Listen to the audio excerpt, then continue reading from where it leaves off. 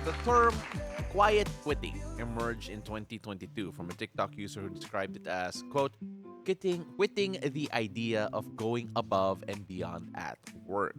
Now, this may not be a new phenomenon, but quiet quitting for the past few years has provided the mood for Gen Zs and Millennials who are clocking in at work but are emotionally checked out. Now, is this necessarily a bad thing? And if so, how can organizations address it? Let's talk about that in the Hangout.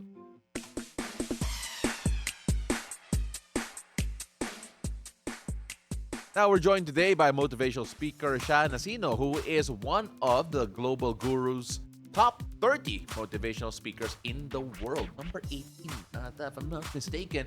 She's also the host of the Fearless Possibilities podcast. Beautiful day, Sha Nacino. Thank you so much for joining us. Thank you for having me. Beautiful day to you, Pao and Anne. Good Good morning. Okay, so this is a really interesting topic kasi we debated about this actually yesterday, Anne, Yes. because we have different approaches to things. But we have to start off first with siguro yung tamang basis. Ano nga ba ang quiet quitting? And what do you think of when you hear that term? So, ang ganda ng description mo dun sa quiet quitting, emotionally checked out na yung employees. So, I did a lot of research and also work with organizations and leaders. And what I observed is that quiet quitting is a symptom of a greater issue. And that greater issue is what I call the workplace disconnection gap. Okay. There is a disconnection. So, there are, for example, employees, generally, they want to feel safe, seen, and appreciated. Right. Okay. And leaders, at the end of the day, of course, you still want to feel safe, seen, and appreciated, but at the end of the day, results, right? You want Yes. results. So there seems to be a tension between what employees want and what leaders need. Okay. Okay. So for this particular conversation, we define employees as individual contributors. Okay. Leaders, people who lead a team or certain members of the organization. So when these needs are not met, they quietly quit. They disengage. So for example, let's say an employee prepared a report for 3 days, pinagpuyatan niya yun, and then she submits the report to the leader, and the leader checks the report and says, mali to, paki-correct. Kasi results, di ba? Ang dami-dami Yeah. yung pressure sa leader.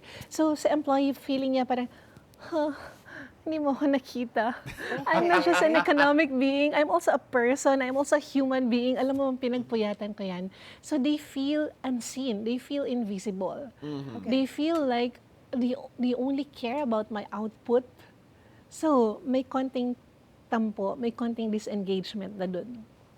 And if this is not addressed, quietly, lumalaki siya, bumibitaw sila Yeah. until such a time na, okay, I'll just do the bare minimum so I won't be kicked out of my work. But I'll just, go to the office on time, just do the bare minimum. I won't contribute during meetings.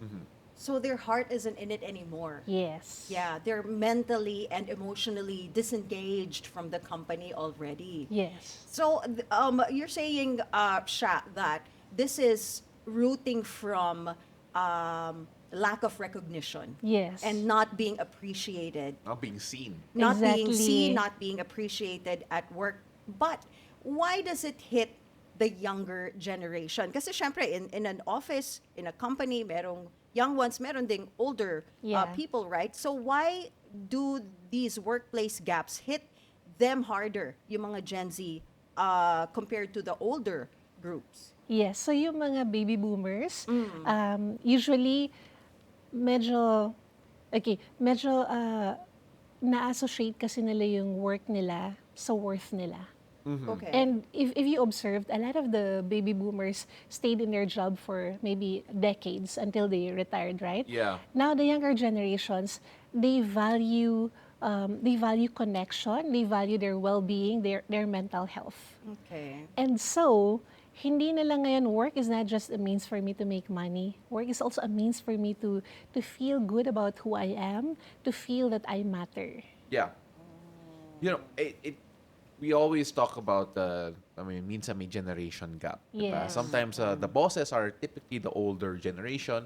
And is it a function of yung needs ng generation dati when they were workers, they have different needs to what the new generation has. Right. At yung disconnect na yun is where all of the quiet quitting happens, the misunderstanding, the loss of connection happens. Is that a fair assessment kung paano to nangyayari? Yes, exactly. So, iba yung needs ng previous generations, ng baby boomers or sabihin na natin older generations, iba na yung need ng younger generations ngayon. So, what worked for the baby boomers may not necessarily work for millennials or Gen Zs. Okay. You'd be surprised, no? Akala, maybe a lot of employers would think that, oh, I'll just increase the salary and maybe they will stay. But you'd be surprised. What they actually need would be recognition, like, oh, what you did really mattered. For example, there's a leader that I coached. Actually, there were a couple of leaders that I coached. And they said, Sha, I led this particular project. Ito, millennials to. I led this particular project. And our leader praised the entire team in front of the Mancom. Pero asan akong gumawa ng project na yun. So it's very important not just to praise the team as a whole, but also to praise that person who led the project or who was in charge of the project.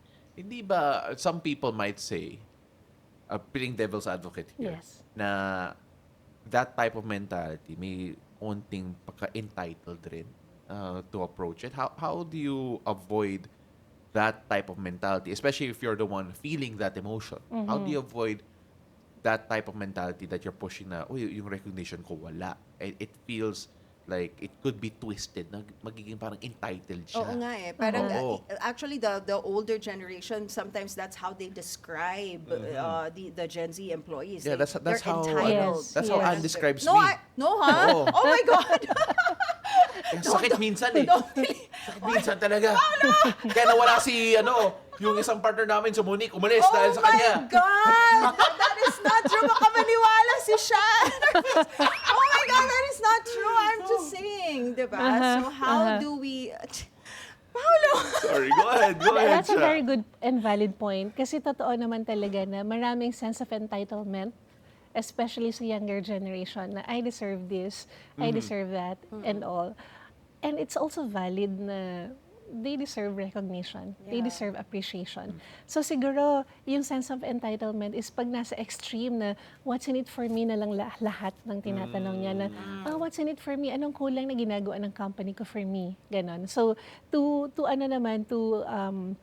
address the sense of entitlement, it's very important for the company to have a culture of gratitude. Okay. Gratitude meaning, so appreciation goes both ways eh. 'Di ba? So for those feeling entitled na, oh, dapat I need the appreciation, I want to be recognized and all. How about you appreciating what you're already receiving from the company? And a lot of people miss that. So Okay. very important yung balance. So how can the management detect this silent disengagement before it's too late? And how can they provide better working conditions, especially for the younger employees? Yes, so may mga symptoms siya. Okay. For example, muted meetings. Let's say during meetings, no one is volunteering ideas. Or let's say there are some engagement activities that you do for the workplace and people would say, do I need to join? Can I not join? Can I opt out? There is no excitement. There is no anticipation. So, yun yung mga signs na nag-quietly quit na sila. So now, how do you address this? Talk to the team and really listen. Okay. Really listen. Like, one of the things that I do with my little team is we have this gratitude circle. So every meeting, we start with what we're grateful for personally and professionally. So what this does is, number one, they feel listened to. Kasi syempre nag-share sila. Another is, it uplifts the energy in the room kasi you talk about what you're grateful for. And the third thing is, for the leader, you get a sense of what's important to your team, personally and professionally. Okay. When we take a look at the fact that, okay, quiet quitting does happen, sometimes you have to be more observant siguro Yes. from yung mga day-to-day ninyo to actually identify it and see it. Is there a way for it to be reversed? Or is it something na medyo inevitable na siya if you're one of the leaders who are trying to reverse that and get them re-engaged, reinvested, what do you normally prescribe to get that happen? Yes, there is a way to address quiet quitting, and I can share two. Okay, Okay. so number one is I developed these 4 levels of human connection. Okay. The first level is the surface level. Oh, kumusta? Anong lunch mo? Okay. The second level is supportive. Oh, what do you need from work? Do you need flexible schedule? So supportive, it's good, but it can still be transactional. The third level is what I call safe, or sa lingo ng mga researchers, psychologically safe Okay. environment. It's when you can say, I'm struggling with this, can you help me? Or I think I have a better idea. Okay. So yun yung safe. The highest level is what I call seen. Seen is when team members feel that they truly matter. Na nakikita talaga sila as a human being, not just as office workers. Okay. So a lot of status quo leaders operate at levels wherein the culture is at the surface and supportive levels. So we need fearless leaders who can create cultures wherein wherein the team members feel safe and seen. Okay. So yun yung isa. So check with your, parang as a leader, check, okay, what is the level of connection that I'm building in the team? Is it the surface, supportive, or is it the safe and seen levels? If your team members don't correct you, most likely wala pa kayo sa safe level because they're scared na masaktan yung ego mo. Okay. Yun. The other tool that I can share is the 3-1-1 method. Okay. So this is, for example, when you need to do difficult conversations, you need to correct a team member, nagkamali siya. So the tendency of the leader is, busy ako, dami kong gagawin, direct to the point. So now this is, this can be challenging because number one, direct to the point can be very harsh. Baka hindi matake kaagad ng employee.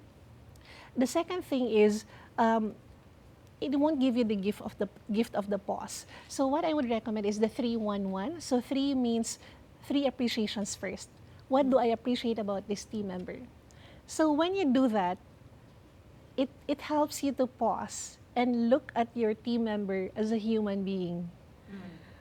So mapapaisip ka talaga, ano ba? Parang wala naman. Pero for sure meron. So mag-isip ka talaga.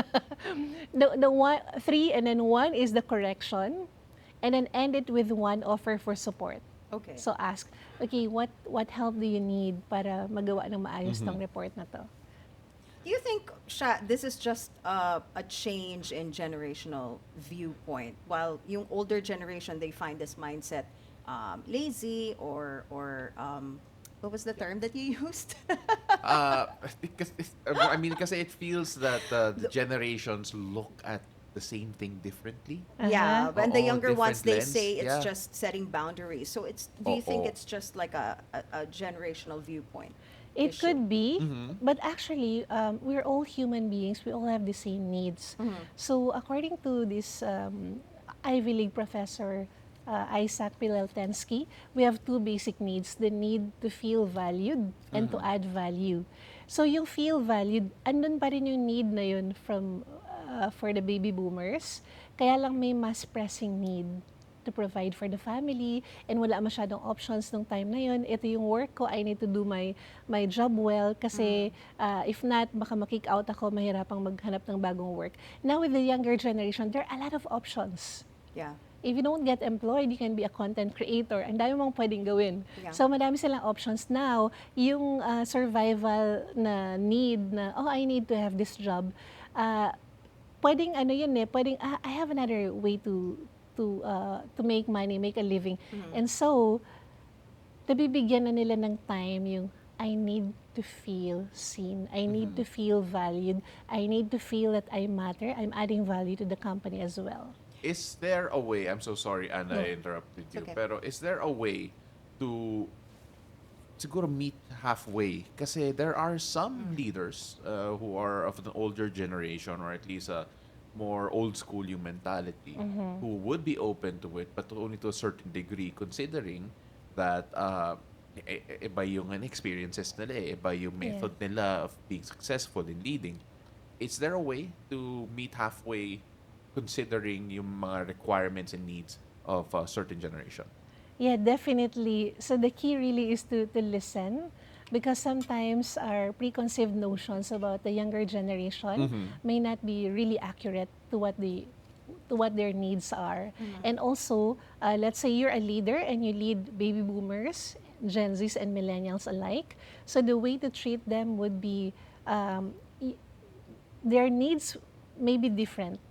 Their needs may be different. Of course, there's that bottom line need.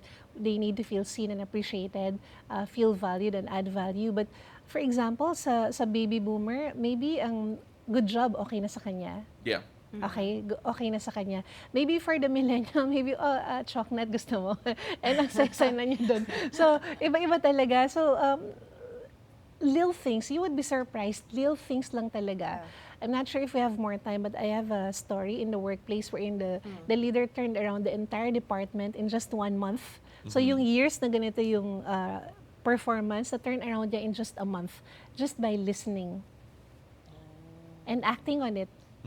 So you really just have to know what your employees need. Yes. Yeah, and iba-iba yon per generation. And it feels right? like- So you Yes. just have to understand what Yeah. what they need to find their mojo again, find motivation Yeah, again. and right? it really feels Exactly. like communication's key. Yes. The whole, the Yeah. constant talking and discovering what someone needs is going to be key, especially if you are in a setting na multi-generational. Oo. Oh, Yes. yung grupo namin dati multi-generational eh.